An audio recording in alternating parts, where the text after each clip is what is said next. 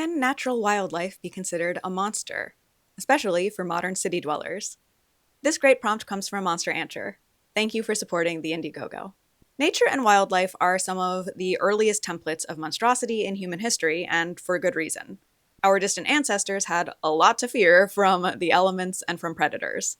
From Tiamat, an ancient Mesopotamian monster goddess of the primordial sea, to Ammit, the ancient Egyptian devourer of souls cobbled together from the most dangerous local animals, a lion, a crocodile, and a hippo, to the myriad big bad wolves of everywhere that has wolves, we can see how the uncontrollable elements of nature have always inspired both wonder and fear. And I think it's exactly that lack of control that's key to understanding how something from the natural world can get turned into a monster.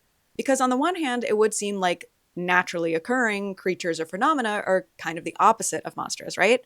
Monsters are supposed to be things that exist outside of the natural, beyond normal systems of classification and definition.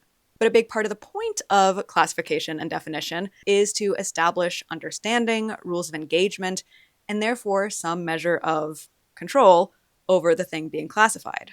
Things like storms or seas or wild animals often elude that last part, making them appear monstrous even when they are scientifically mundane. Of course, different cultures have very different relationships with nature.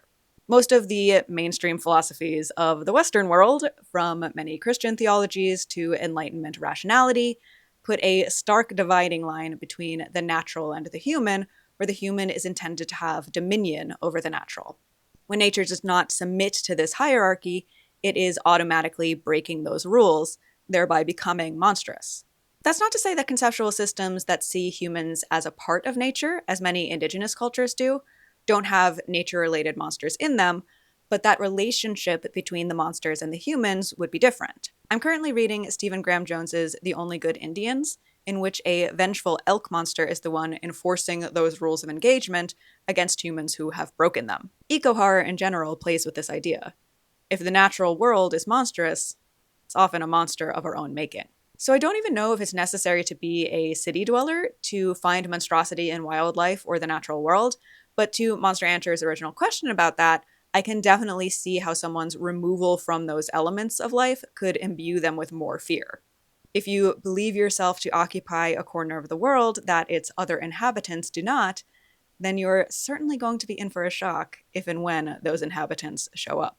If you would like to sign up for monster educational programming that will feature more conversations like this one, head on over to themonsterandthechild.com. Link in description. Thank you again to monsterancher for supporting these programs.